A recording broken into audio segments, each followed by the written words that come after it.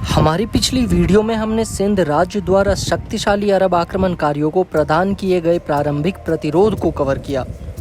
किसी तरह सिंध के इस साहसिक प्रतिरोध और संघर्ष ने आधुनिक इतिहासकारों का ध्यान आकर्षित नहीं किया।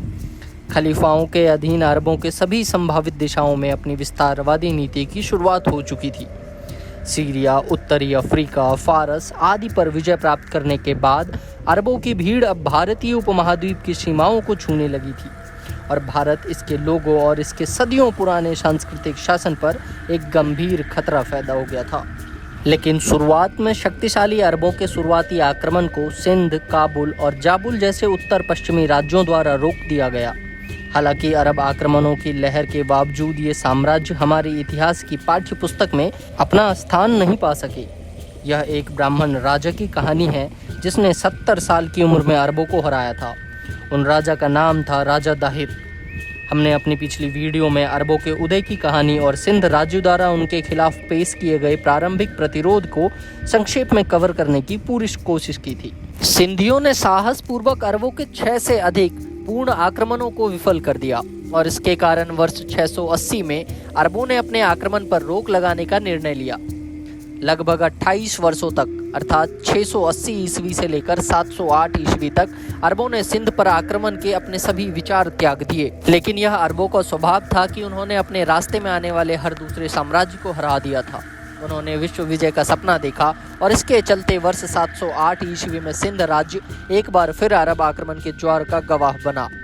695 ईस्वी में अल हजाज इराक का गवर्नर बना। वह इस तथ्य से अवगत थे कि भारतीयों ने उनके पूर्ववर्तियों के कई आक्रमणों को विफल कर दिया था और वह इस अधूरे सपने को हासिल करना चाहते थे। उसने तुरंत 695 ईस्वी से 700 ईस्वी के बीच भारत पर एक नया आक्रमण शुरू करने का निर्णय लिया। हमला काबुल और जाबुल के हिंदू साम्राज्य पर किया गया था, लेकिन फिर से इस हमले को विफल कर दिया गया और इतिहास ने फिर से खुद को दोहराया। वर्ष 708 ईस्वी में देवल के तट पर इन अरबों के एक जहाज पर डकैतों के एक समूह ने हमला किया था। ऐसा माना जाता है कि इस जहाज पर कुछ लड़कियां थीं जिन्हें अल हजाज के सामने पेश किया जाना था। इस छापे से क्रोधित होकर इराक के गवर्नर ने सिंध के राजा यानी ब्राह्मण दाहिर को उसके द्वारा पकड़ी गई सभी लड़कियों और धन को रिहा करने के लिए लिखा। बदले में ब्राह्मण राजा ने उत्तर दिया, यह लुटेरों की चाल थी और उसका इससे कोई लेना देना नहीं है।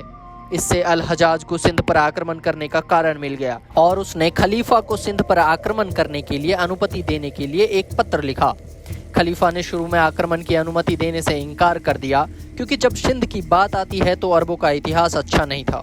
लेकिन जब अल हजाज ने खलीफा को एक और पत्र लिखा तो खलीफा ने उसे हमला करने की अनुमति दे दी। इसके तुरंत बाद अल हजाज ने देवल पर आक्रमण करने के लिए समुद्र के रास्ते बुडैल को भेजा।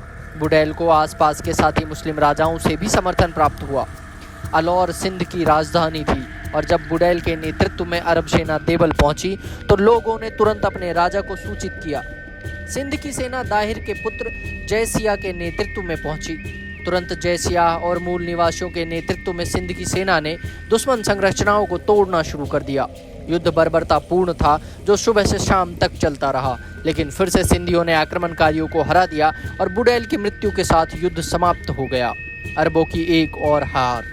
इस विपत्ति से क्रोधित होकर अल हजाज ने खलीफा से सिंध पर एक और अभियान की मांग की। इस बार खलीफा ने यही उत्तर दिया, हमें हिंद के बारे में अब और नहीं सोचना चाहिए क्योंकि जब भी हमने उस भूमि पर अपनी सेना भेजी तो हमारे बहुत सारे मुस्लिम भाई मारे गए। लेकिन अल हजाज सिंध और उसकी संपत्ति को जीतना चाहता था, इसीलिए अब उसने अपने 17 वर्षीय दामाद को नियुक्त किया जिसका नाम मोहम्मद बिन कासिम था। इस बार अल हजाज ने एक सुसंगठित सेना भेजने की हर संभव कोशिश की। हजाज ने सीरियाई प्रमुख से सिंध का पवित्र युद्ध शुरू करने के लिए 6000 नियमित सीरियाई सैनिक भेजने का अनुरोध किया। इसके अलावा मोहम्मद बिन कासिम के लिए घोड़ों और बैक्टीरियन ऊँटों की नियमित घुड़सवार सेना की भी व्यवस्था की गई थी। अपने हमले में और अधिक तीव्रता लाने के लिए हजाज ने सिंध को पूरी तरह से नष्ट करने के लिए एक सुसंगठित सेना की व्यवस्था की। इससे पता चलता है कि ये आक्रमणकारी सिंध पर कब्जा कर उसे पैन इस्लामिक साम्राज्य में बदलने के लिए कितने उत्सुक थे। सिंधियों के घाव पर नमक छिड़कने के लिए अरबों ने अब धोखे का रास्ता अपनाया। भारतीय शासक धर्म युद्ध की संहिता का पालन करते थे और उनके लिए शत्रु के विरुद्ध झूठी रणनीति का प्रयोग करना अनुचित माना जाता था। किंचित इन मल्लेच्छों ने इसी का फायदा उठाया। सिंध पर आक्रमण 712 ईस्वी। अरबों की कटपूर्ण रणनीति के कारण देवल नगर अरबों के हाथ में चला गया। देवल से अरबों ने नयरून की ओर मार्च किया और जहां एक बौद्ध पुजारी भंडारकरण के नाम से जाना जाता था, उन्होंने आक्रमणकारियों को रसद की आपूर्ति की और यहां तक कि कासिम की मांग पर राजा दाहिर के चचेरे भाई को एक पत्र भी लिखा, जिसमें उन्होंने कहा कि अरब अपने वचन के प्रति वफादार और सच्चे हैं, इसीलिए हम उनके साथ एक संधि में प्रवेश करेंगे। पुजारी ने कासिम को दाहिर के चचेरे भाई बचेरा के बारे में जानकारी दी, जिसके पास लड़ने के लिए पर्याप्त लोग नहीं थे। इसके फलस्वरूप अरबों ने सिविस्तान पर कब्जा कर लिया। इसके बाद भी अरबों को सिंधु नदी पार करनी पड़ी, जो उनके लिए एक बड़ी चुनौती थी। लेकिन प्रिंस मोका ने जोर्टा में अरबों के सामने आत्मसमर्पण कर दिया और इसके साथ ही अरब अब राजा दाहिर और उनके बेटे जयसिया के आमने सामने खड़े थे। इसके तुरंत बाद अरबों ने दाहिर की ओर मार्च किया और नवाब शाह राओर किला पहुंच गए। जब दाहिर ने यह समाचार सुना तो उसने कहा कि यही वह स्थान है जहां उसकी मोहम्मद बिन कासिम की हड्डियां पड़ी होंगी।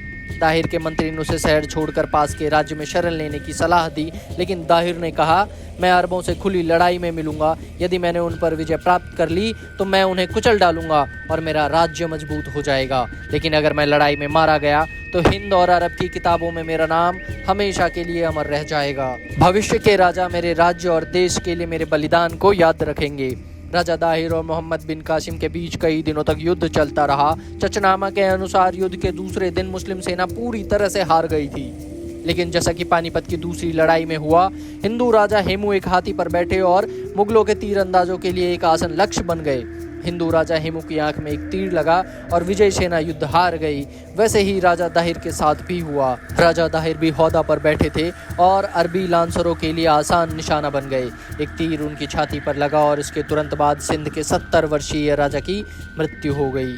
यह देखकर उनकी सेना ने प्रेरणा खो दी और राजकुमार जयसिया के नेतृत्व में ब्राह्मणबाद के किले में पीछे हट गई। राजा दाहिर की पत्नी यानी रानी बाई और लाड़ी के जयसिया के साथ मिलकर अरबों के खिलाफ आखिरी मोर्चा खोलने का फैसला किया। इसके बाद अरबों ने राओर के किले पर चढ़ाई की, जो राय बाई के अधीन था। उन्होंने अपनी आखिरी सांस तक लड़ने का फैसला किया और जब सारी उम्मीदें खत्म हो गईं, तो रानी बाई ने खुद को मल्लेच्छों द्वारा प्रदूषित होने से बचाने के लिए अन्य महिलाओं के साथ जौहर कर लिया। इसके बाद अरबों ने ब्राह्मणबाद किले पर घेराबंदी कर दी, जिसकी सुरक्षा राजकुमार जयसिया के अधीन सिंध के बचे मुट्ठी भर सैनिकों कर रहे थे। इन मुट्ठी भर सैनिकों ने लगभग 6 महीने तक घेराबंदी का विरोध किया। अब पूरी तरह से परेशान हो चुके थे और अब उन्होंने धोखे की चाल चलने का फैसला किया। जयसिया की सेना के कमांडर यानी वजीर सिसाकर ने अरबों का पक्ष लिया और इस विश्वासघात के कारण सिंधियों की हार अपरिहार्य हो गई। वर्ष 713 में अरबों के ब्राह्मणबाद के किले पर कब्जा कर लिया। अरबों को सिंध के छोटे से राज्य पर कब्जा करने में 76 साल और कई धोखे लगे। इस जीत के बाद खलीफा सुलेमान इब्न ने मोहम्मद बिन कासिम को वापस बुला लिया। इसके बाद सिंध में जजिया लागू किया गया। जजिया एक प्रकार का कर या धार्मिक कर था जो गैर मुसलमानों से लिया जाता था। राजा दाहिर की 2 बेटियां थीं, जिनका नाम सूर्या देवी और परिमल देवी था। सिंध की अधीनता के बाद अरबों ने शहरों मंदिरों को नष्ट कर दिया और दासियों के लिए महिलाओं को पकड़ लिया। यह पहली बार हो सकता है जब किसी भारतीय शहर में लोगों और जगहों दोनों पर इस तरह की क्रूरता देखी गई हो। मोहम्मद बिन कासिम ने राजा दाहिर की बेटियों को पकड़ लिया और उन्हें उपहार के रूप में दमिश्क के खलीफा के पास भेज दिया।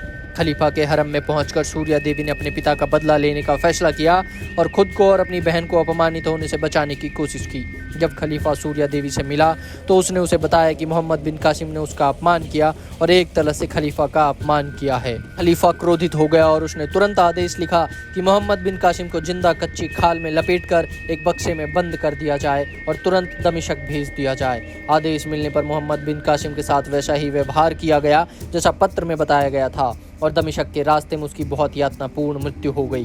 बाद में उसने खलीफा को बताया कि कैसे उसने अपने पिता का बदला लेने के लिए उसे धोखा दिया और कैसे वह खुद को और अपनी बहन को हरम में गुलाम बनाए जाने और अपमानित होने से बचाना चाहती थी।